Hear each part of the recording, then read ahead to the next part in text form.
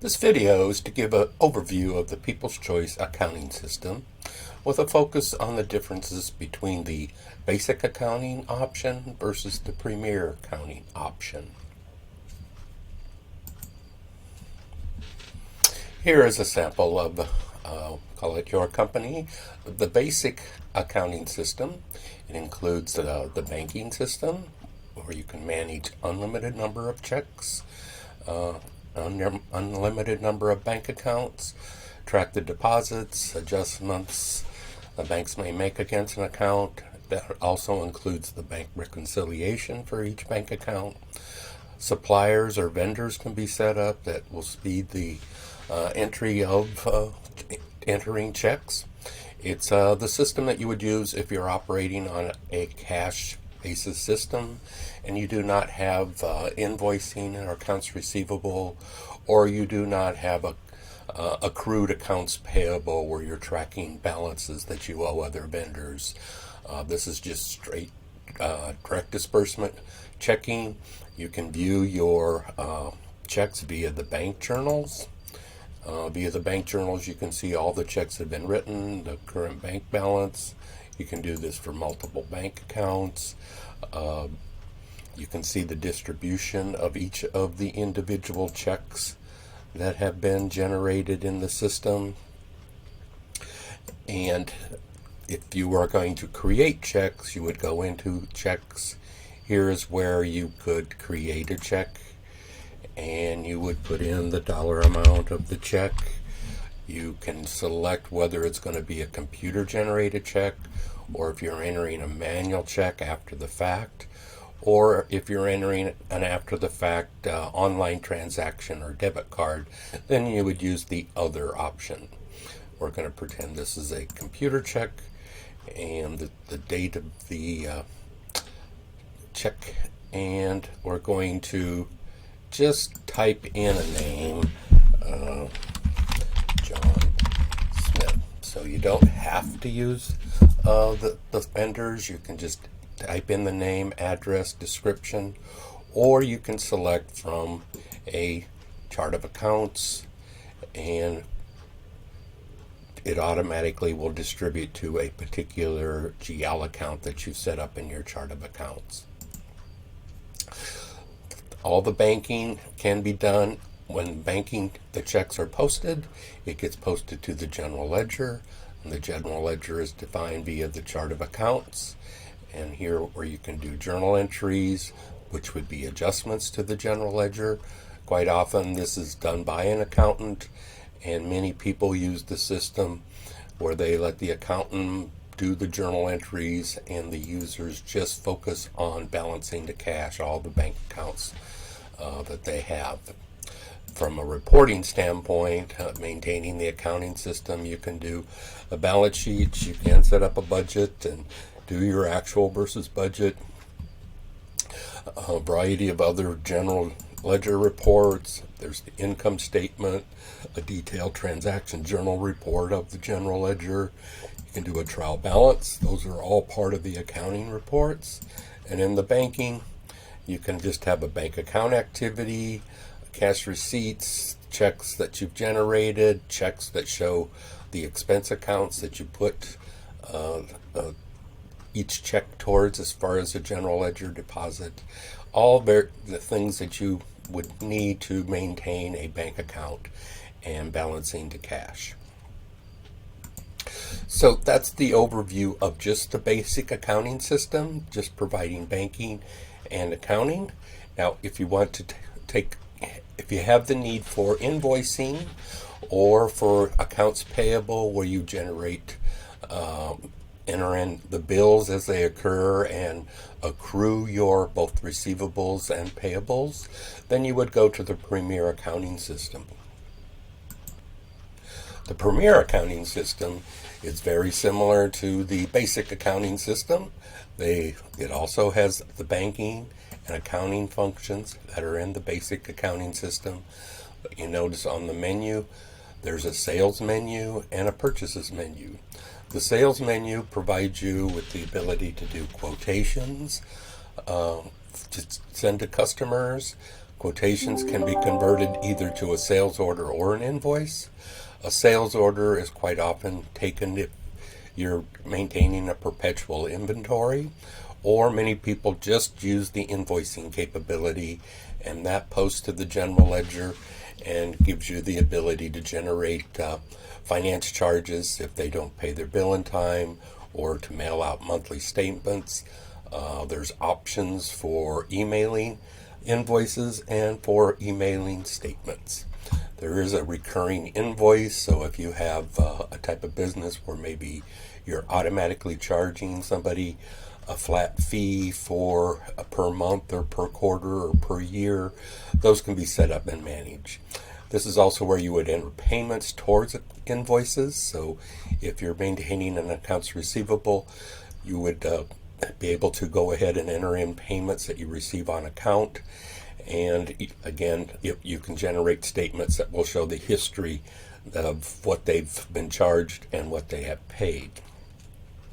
To coincide with that, there's our sales reports, where you can do a customer ledger card, invoice register, just a listing about any of all the invoices by date range, a payment register, all payments that have come in, the receivable aging, which is quite important if you do have accounts receivable, to look at a current 30, 60, 90 aging of invoices from you've put out to customers.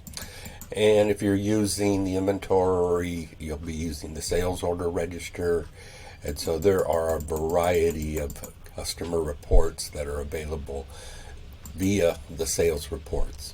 Also in the Premier Accounting is the purchases. And the purchases, this would be more for accounts payable, where you enter in the bill but don't necessarily pay it right away. You can start with requisitions. Some people do generate purchase orders. Purchase orders can be converted to bills, and the bills are what are paid through accounts payable. Inventory can be set up, can be either just service-based inventory, or you can actually set up a perpetual inventory. The vendors are the same as the suppliers in the basic accounting system.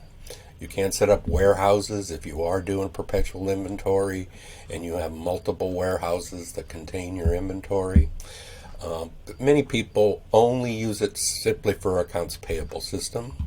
For the basic accounts payable system, you would have your vendors or suppliers set up in here, and you would go into bills.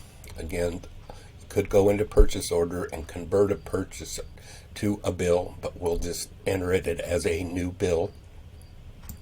So we click New.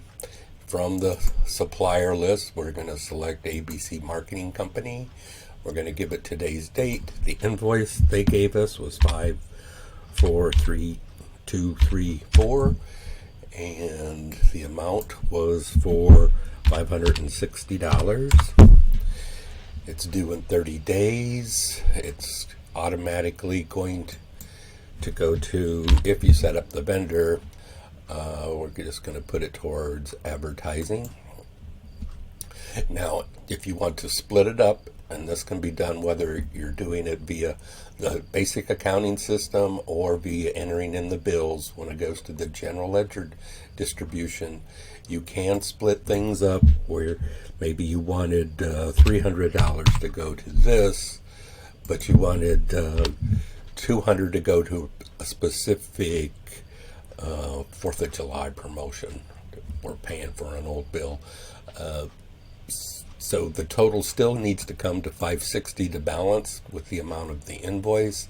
But then when it's posted, then this is when it gets entered into the general ledger, and it's going to credit this accounts payable account, and it's going to debit these expense accounts. But we haven't dispersed any cash. You can pay the bill from here, or if you get multiple bills during the month and you only pay once a month or twice a month, you can go into the accounts payable wizard and you can select which bank account you're going to use, the date that you're going to date the checks, and it'll list all the outstanding bills that you have. This is the current bank balance that shows up here. And so we're only going to pay ABC Marketing and the past due bill telephone. Click Next. These are the two bills we're paying. We click Finish. We defaulted to a computer check. We're not going to print the check after. And so we've gone through the payable process. The checks have been created. If you want to go to print, you can go back to your banking module, and on the drop-down list, you'll see the checks that have been created. This is the $560 check. And here we can go to print, or it would have taken us to it if we left that box checked. We can look at the queued checks, and those are all in the queue, but we just want to print the current check. We click print, and it would proceed to print the check. So that gives you an idea of the bill paying versus the direct disbursements. Same with the invoicing side of things. If you're just using this for invoices, it's a very similar process. You can go into invoices, you can click new, you can pick your customer, you can, if you've set up items in your inventory list, you could select those. Otherwise, we can just type in miscellaneous, and if it's taxable or not. We're going to say it's not taxable, and we're going to charge $499, and we're going to put it towards just general sales, and the total then will be $499. We're not adding any freight or anything else. If we want to preview this, we can preview, and this is where you could print an email, just doing a simple invoice. Here's the simple invoice, who it's to, the invoice number. Here we could go ahead and print it if we wish. Otherwise, we would post it. Once we posted it, much like the bill, that's when it actually gets in the general ledger.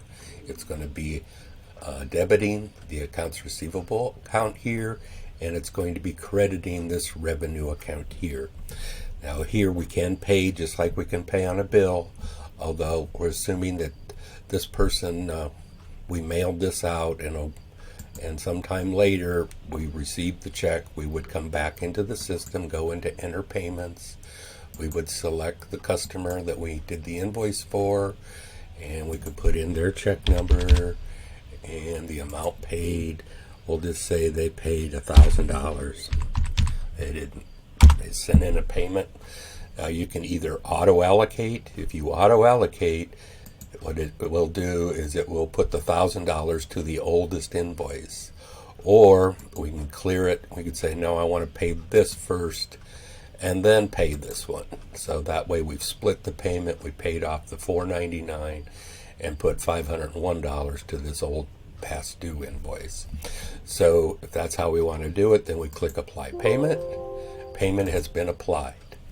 Now the way the receivables ties to your banking system is when we can go to banking, we can go into deposits, and we can click new, and we can deposit slip, and here undeposited payments. So any payments you made towards invoices would be in here. We're going to select the $1,000 that we received, and it split it to the different breakdowns.